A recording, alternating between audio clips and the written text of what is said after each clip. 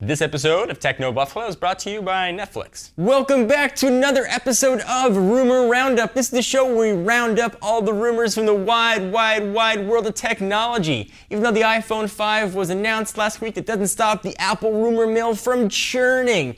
Up this week, we got a story about 13-inch Retina display MacBook Pros, updated iMacs, is Samsung getting ready to sue Apple on their home turf here in the US? Does the release of iTunes 11 coincide with perhaps an iPad mini event next month? And is the Galaxy Note 2 making its way to all 4 major US carriers? This is Rumor Roundup. Let's go and get started.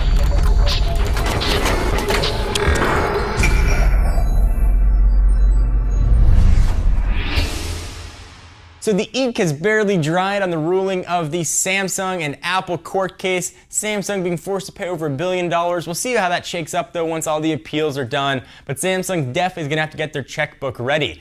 They also appear ready to sue Apple for the iPhone 5. They are going to be claiming that Apple's iPhone 5 infringes on Samsung's 4G LTE patents, which should make for a very interesting rematch. Consider it round 2, the Thrilla in Manila, the sequel, Holyfield versus Tyson 2 without the ear biting. There's going to be all kinds of exciting dirt throwing, mudslinging, geekery fighting going on. And geek fighting is always fun. It more looks like this.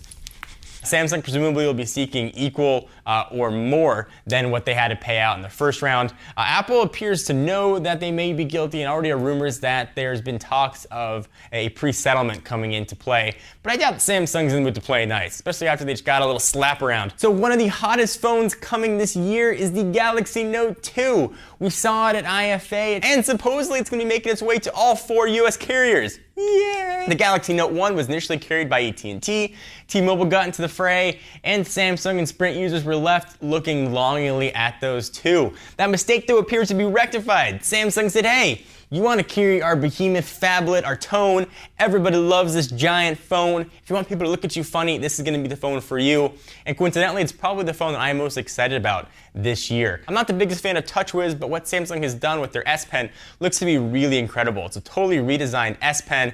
It's got some cool features where you can take the pen, hover over certain videos, and it'll start playing. You can scrub through. So I'm happy that Sprint, Verizon, AT&T, and T-Mobile can get in on that action. And it will be LTE for all carriers except T-Mobile. They don't have an LTE network live yet. Sprint has a little baby LTE network they're hoping to turn into an adolescent sometime in 2013. Of course, Verizon and AT&T have pretty robust LTE networks in development and deployed already. So hopefully everyone will get some phablet action. So if you've been envious of your friend's Retina display 15-inch MacBook Pro and wish you could have that same high-resolution awesomeness in a smaller 13-inch package, well, your wish looks like it's ready to come true.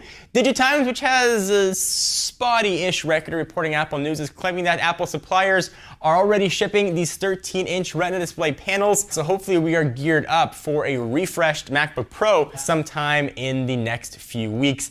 We're hearing maybe mid-October. Not to be left out there are the desktops. We're also hearing rumors that the iMac display was being delayed. There are production issues, supply chain issues, whatever it might be. We're supposed to have a refreshed iMac to coincide with the 13-inch MacBook Pro. That might be pushed back another few months. So tears if you're looking to get an updated iMac. What we don't know is if that updated panel is going to be a Retina display. I'd assume though, in a 27-inch panel, that would be super expensive.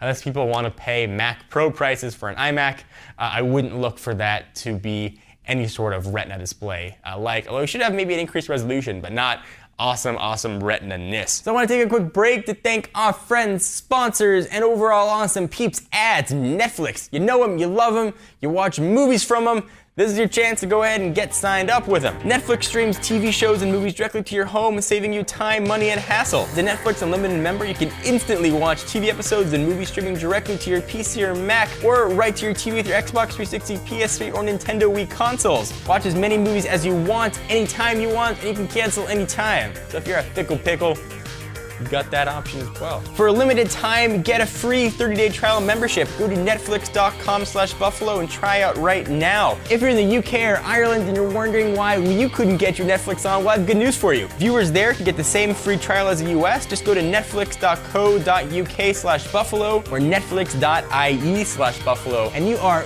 good in the hood, as the kids like to say. During the iPhone 5 announcement, Apple said that iTunes 11 is going to be coming sometime next month, which puts us in October, which also coincides with another rumor we've been hearing about an iPad mini event scheduled also in October. The iPad mini, no doubt, has been tested. No doubt they've got one. Whether or not it's going to production, though, is really yet to be seen. With the pricing of the new iPod Touches, it's a little bit more sketchy and wondering. I do think, though, that we are going to see a low storage capacity, perhaps 4 or 8 gigabyte iPad mini come in at that $250 price point. The Steve Jobs era is done, and I think that this makes sense for a business standpoint and from a market saturation standpoint. Profit margins will probably be much smaller on this tablet, but Apple's making most of their money on the ecosystem anyway.